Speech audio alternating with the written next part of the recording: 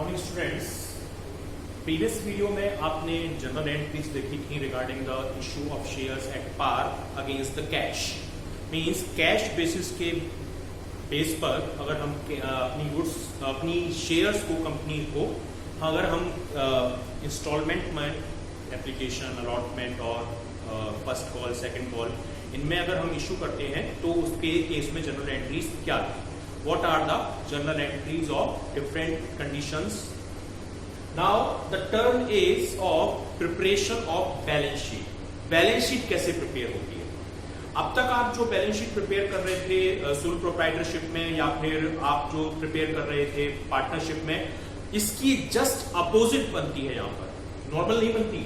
अब तक आप क्या बना रहे थे, आपकी जो बैलेंस शीट थी वो इस शेप की थी कि यहाँ पर आपकी लायबिलिटी आती थी, यहाँ पर आपकी असेट्स आती थी, लेकिन अब आपको ये वाला फॉर्मेट यूज करना है। कंपनी एक्ट के अकॉर्डिंग एक फिक्स हमारा फॉर्मेट होता है बैलेंस शीट का जो आपको प्रिपेयर करना होता है। यहाँ पर आप लेफ्ट और राइट पोर्शन यूज करते थे। Left that is of liability side and right that is of asset side. पर कंपनी में हमारा पोर्शन इस तरीके का बनता है बैलेंस शीट का। अपर सेक्शन यहां से लेकर यहां तक का सेक्शन ये लायबिलिटी साइड कहलाता है और लोअर जो पोर्शन होता है ये कहलाता है असेट साइड का। इसमें कुछ हेडिंग्स और सब हेड्स होते हैं जिनके बेसिस पर हमको अपना जो बैलेंस शीट की प्रिपरेशन है वो करनी होती है। देखिए ये साइड का नेम है equity and liability. Equity means shares वगैरह जो है हमारी लायबिलिटीज हैं और अदर लायबिलिटीज, और इसमें ये जो है 4 मेन हेडिंग होती है। Share holder fund, money pending on allotment, non current liability and current liability. और इन मेन हेडिंग्स में कुछ सब हेड्स भी होते हैं, जैसे यहां पे लिखे हुए हैं कि शेयर होल्डर फंड में क्या है, शेयर कैपिटल है, रिजर्व एंड सरप्लस है और money received against share warrant. ठीक है। ऐसे ही नॉन करंट लायबिलिटी की भी कुछ सब हेडिंग्स होती हैं, करंट लायबिलिटी की भी कुछ सब हेडिंग्स होती हैं जो हमको शो करनी होती है। ऐसे ही अब लोअर साइड है हमारी असेट साइड। इसमें 2 ही मेन हेडिंग होती हैं, एक तो नॉन करंट असेट्स और एक current assets. Non current assets में जैसे फिक्स असेट्स है, नॉन करंट इन्वेस्टमेंट है, किसी को लोन या एडवांस पे किया है, अदर नॉन करंट असेट्स हैं, ये सारी सब हेडिंग्स आती हैं। और करंट असेट्स में करंट इन्वेस्टमेंट है, कैश एंड कैश इक्विवेलेंट है, इन्वेंट्री है, ट्रेड रिसीवेबल है, ये आते हैं। टोटल आप यहाँ का यहाँ लगाते हैं, लायबिलिटी साइड का असेट्स का आप यहाँ लगाते हैं, दोनों चीजें इक्वल आती हैं। सेम वही है लेकिन प्रिपरेशन का मेथड थोड़ा चेंज हो जाता है। यहाँ पर आप इक्विटी एंड लायबिलिटी और असेट्स ये 2 अपर एंड लोअर पोर्शन बनाते हैं। Upper portion that is of equity and liability side and lower portion that is of asset side. तो इस तरीके से आपको प्रिपेयर करना होता है। लेकिन फिलहाल शेयर वाले चैप्टर में हमको केवल इस वाली हेडिंग से काम है, शेयर होल्डर फंड, और इसकी भी 2 केवल हेडिंग है, शेयर कैपिटल और रिजर्व एंड सरप्लस। फिलहाल हमें केवल इसी पर फोकस करना है इन दिस चैप्टर, यानी इस चैप्टर में हमको इस पे फोकस करना है। कंप्लीट बैलेंस शीट आपकी जो थर्ड बुक स्टार्ट होगी उसके फर्स्ट चैप्टर में इसको डिटेल में बताया गया है, लेकिन मैं आपको यहाँ पे ज्यादा डिटेल में नहीं बताऊंगा। जो इस चैप्टर से रिलेटेड आपके कंसेप्ट हैं केवल उसी को मैं यहाँ पे एक्सप्लेन करूंगा, और वो है शेयर होल्डर फंड में share capital and reserve and surplus. अब प्रिपरेशन ऑफ बैलेंस शीट इतनी इजीनेस के साथ हमारा जो बैलेंस शीट है वो प्रिपेयर नहीं होती है। हमें बैलेंस शीट बनाने के लिए एक वर्किंग नोट तैयार करना होता है जिसे हम कहते हैं नोट्स टू अकाउंट्स। यानी हर हेडिंग की एक वर्किंग हमें शो करनी होती है कि इस वर्किंग में क्या क्या शो हुआ है, इस हेडिंग में क्या क्या चीज आइटम आए हैं। अब मैं आपको बताता हूं नोट्स टू अकाउंट का फॉर्मेट क्या होता है।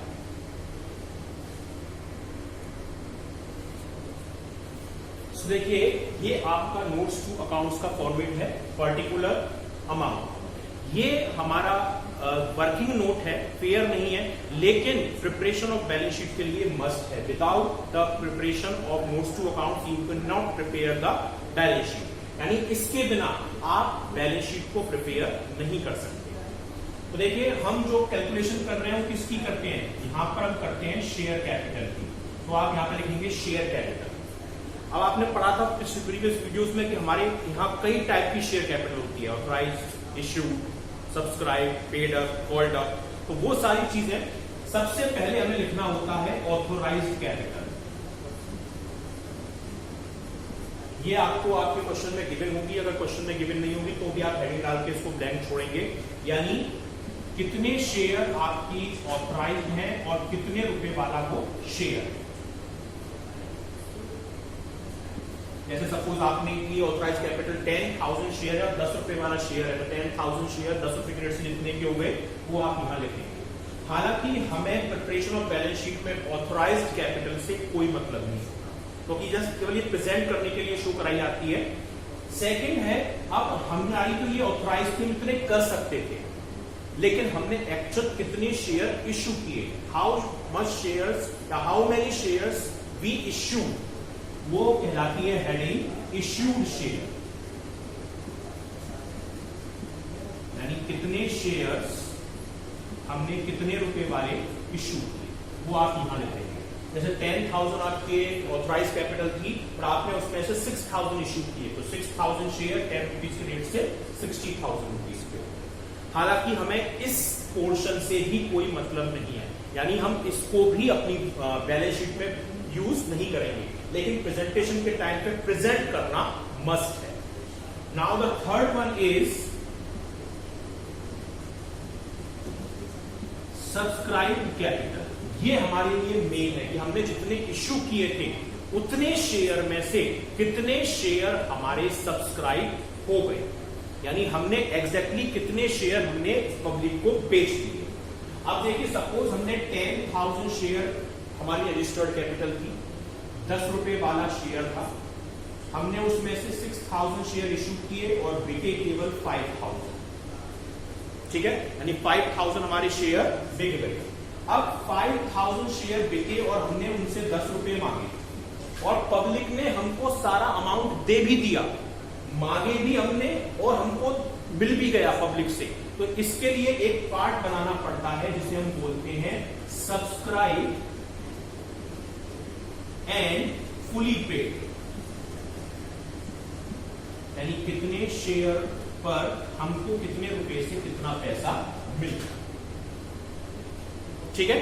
ये तब हेडिंग आएगी जब आपको जितने शेयर आपने इश्यू किए थे, जितने पब्लिक ने खरीदे थे और उन सारे शेयर पे आपको सारा अमाउंट रिसीव हो गया है, तो आप ये वाली हेडिंग को यूज करेंगे, सब्सक्राइब एंड फुली पेड। लेकिन सपोज कीजिए कुछ पर्सन ने या कुछ शेयर होल्डर ने आपको कोई अमाउंट पे नहीं किया, जैसे एग्जांपल लीजिए 5,000 शेयर आपके बिके थे 10 रुपए वाले और इसमें से 500 शेयर ऐसे हैं जिन्होंने अभी आपके 10 रुपए पे नहीं किए या 2 रुपए या 3 रुपए पे नहीं किए।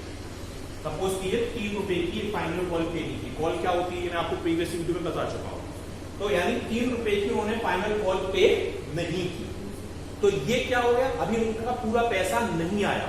या तो हो सकता है कि हमने अभी 10 रुपए में से 8 रुपए की कॉल किए हो, 5 रुपए की एक कॉल की ही ना हो, तो ये हमारा फुली पेड नहीं हुआ। फुली पेड तब होता है जब पूरा अमाउंट शेयर का आ जाता है, तो उसके लिए दूसरी हेडिंग होती है सब्सक्राइब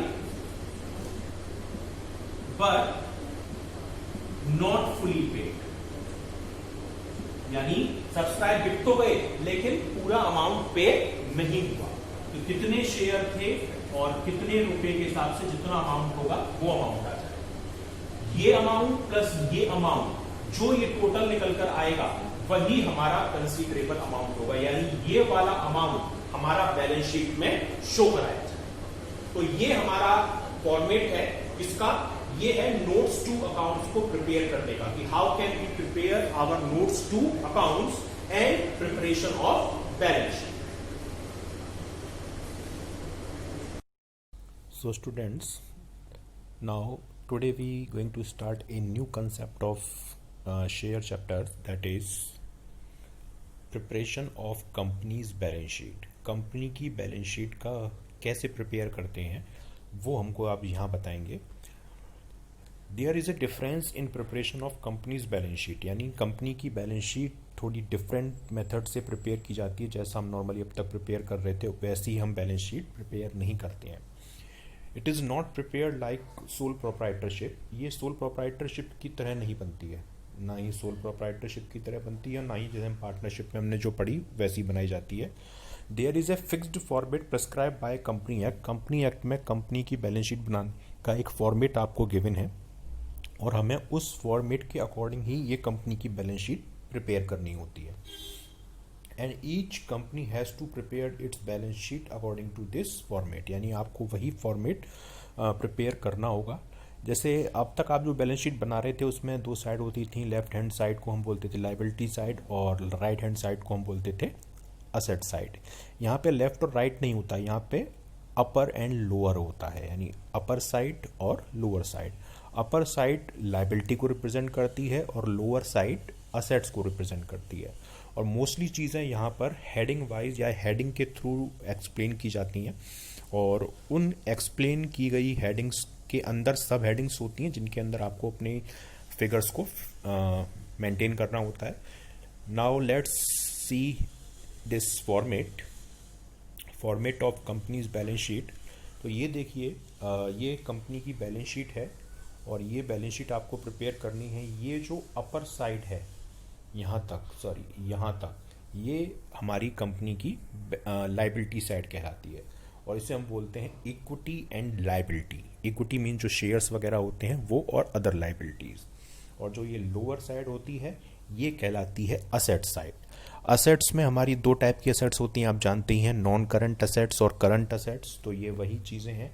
नॉन करंट असेट्स आप दिखाएंगे जिसमें टेंजिबल इंटेंजिबल इन्वेस्टमेंट ये सारी चीज़ें आएंगी, और ये आपकी करंट असेट्स होती है। जबकि जो लाइबिलिटी साइड होती है वहाँ पे equity and liabilities, non current liabilities, current liability, ये सबको आपको शो करनी होती है। डिटेल में आप ये जो पढ़ेंगे वो आप पढ़ेंगे यहाँ पर, जो आपकी थर्ड बुक स्टार्ट होगी उस थर्ड बुक में आपको ये सब डिटेल में बताया जाएगा। लेकिन कंपनी की बैलेंस शीट यानी कंपनी के वाले शेयर वाले चैप्टर में हमको सिर्फ इस पहली हेडिंग से मतलब है, share holders fund. Share holder fund से ही हमें मतलब होता है जिसके अंदर सारी शेयर की वैल्यूज को शो कराया जाता है। ये 2 ईयर के अमाउंट हैं, ये करंट ईयर का होता है, ये प्रीवियस ईयर का होता है। हमको यहाँ पे दोनों ईयर के डेटे को मेंटेन करना होता है, प्रीवियस ईयर के डेटा को भी और करंट ईयर के डेटा को भी, ताकि हम प्रीवियस ईयर से अपना कंपैरिजन कर पाएँ ईजीली। लेकिन बैलेंस शीट बनाने के लिए हमको यहाँ पर एक वर्किंग नोट तैयार करना होता है जिसे हम बोलते हैं नोट्स टू अकाउंट। बिना नोट्स टू अकाउंट के आप बैलेंस शीट को प्रिपेयर नहीं कर सकते। You can not prepare balance sheet directly without the preparation of notes to accounts. अब नोट्स टू अकाउंट्स कैसे बनाए जाते हैं? तो नोट्स टू अकाउंट में ये तो आपका अपर सेक्शन जो ये है, ये तो बैलेंस शीट है। इसको प्रिपेयर करने के लिए आपको ये वर्किंग नोट प्रिपेयर करना होगा जिसमें सारी शेयर की आपकी कैलकुलेशन दिखाई जाएंगी। शेयर कैपिटल की कैलकुलेशन के लिए आपको ऑथराइज्ड कैपिटल, ये आपने पढ़ी थी जो मैंने इंट्रोडक्शन में बताया था कि रजिस्टर्ड कैपिटल कितनी है आपकी फर्म की जो आप लाइफ टाइम में इशू कर पाएंगे, कितने शेयर कितने रुपए वाले, ये सब आपको यहाँ पे मेंटेन करना होगा। देखिए यहाँ पे लिखा हुआ है इक्विटी शेयर कितने रुपए का है, प्रेफरेंस शेयर वो कितने रुपए का है। देन इश्यूड, आपने कितने उनमें से इश्यू किए, कि आप सारे शेयर एक बार में इशू करना कंपलसरी तो नहीं, तो कितने शेयर आप इशू कर रहे हैं, इक्विटी कितने कर रहे हैं, प्रेफरेंस कितने कर रहे हैं, वो आपको मेंशन करना होगा। लेकिन हमें मेन जो मतलब होता है वो होता है सब्सक्राइब कैपिटल से, यानी इशू किए हुए शेयर में से हमारी कंपनी के शेयर बिके कितने। जितने शेयर सब्सक्राइब होते हैं वो शेयर यहाँ पे हमको अपनी बैलेंस शीट में शो करने होते हैं। मेन हमारे लिए जो कंसिडरेबल जो बैलेंस शीट है में जो पॉइंट है वो है सब्सक्राइब कैपिटल। अगर हमारे पास जितने हमने शेयर बिके और उन पे हमको पब्लिक से सारा पैसा मिल गया, यानी कोई भी अमाउंट पब्लिक के ऊपर ड्यू नहीं है, तो हम शो कराते हैं subscribe and fully paid up के नेम से, यानी सब्सक्राइब एंड फुली पेड, यानी फुली पेड मतलब सारा अमाउंट रिसीव हो चुका है। लेकिन अगर किसी शेयर पर कुछ अमाउंट पब्लिक पर आना बाकी है या पब्लिक ने कोई पैसा दिया नहीं है या हमने मांगा ही नहीं है, तो फिर वो आता है subscribe and not fully paid up में, यानी कितना शेयर थे और उनमें कितने रुपए आने बाकी हैं वो अमाउंट उसमें लेस करके तब हम उसको शो करते हैं। डिटेल में आप एक बार और क्लियर यहाँ पे देख लीजिए, इसमें आपको और क्लियर हो जाएगा। फॉर एग्जांपल लीजिए, किसी कंपनी की authorise capital 1 lakh equity share की थी और 10,000 प्रेफरेंस शेयर की थी। तो ऑथराइज कैपिटल में आप यहाँ दिखाएंगे 1 lakh equity share of 10 rupees each, 10 lakh rupees. और 10,000 प्रेफरेंस शेयर 100 रुपीज़ के रेट से सपोज 10 लाख रुपीज़, यानी टोटल ऑथराइज कैपिटल कितनी हो गई 20 लाख रुपीज़। लेकिन हमने इशू कितने किए, 1 लाख इक्विटी शेयर में से हमने केवल 90,000 शेयर इशू किए 10 रुपीज़ के रेट से, यानी 9 लाख रुपीज़ के। लेकिन प्रेफरेंस शेयर हमने सारे इशू कर दिए 10,000 और 100 रुपीज़ के रेट से 10 लाख, तो यानी इशू कितने हो गए 9 और 10 यानी 19 लाख। अब बिके कितने, हमारे सारे शेयर बिक गए, लेकिन सपोज कीजिए कि जो प्रेफरेंस शेयर 10,000 थे, 10,000 में से केवल 7,500 ही बिके, यानी 2500 नहीं बिके। तो सब्सक्राइब एंड फुली पेड क्योंकि कोई अमाउंट बाकी है नहीं। इक्विटी शेयर सारे बिक गए, तो 90,000 शेयर 10 रुपये के रेट से 90,000। लेकिन प्रेफरेंस शेयर 10,000 में से बिके कितने 7,500, तो 7,500 शेयर 100 रुपीज़ के रेट से 7,50,000। तो देखिए 9 लाख ये, 7,50,000 ये, यानी 16,50,000 ये हमारे लिए कंसीडरेबल अमाउंट होगा। हमें ऑथराइज्ड के अमाउंट से कोई मतलब नहीं है, इशूड के अमाउंट से मतलब नहीं है, हमें मतलब है सब्सक्राइब कैपिटल का जो फाइनल बैलेंस आएगा वो, यानी 16,50,000 यही हमारा अमाउंट बैलेंस शीट में कैपिटल में शो कराया जाएगा। तो इस तरीके से हम अपने नोट्स टू अकाउंट को प्रिपेयर करते हैं। तो अब आप नेक्स्ट वीडियो देखिए इसका।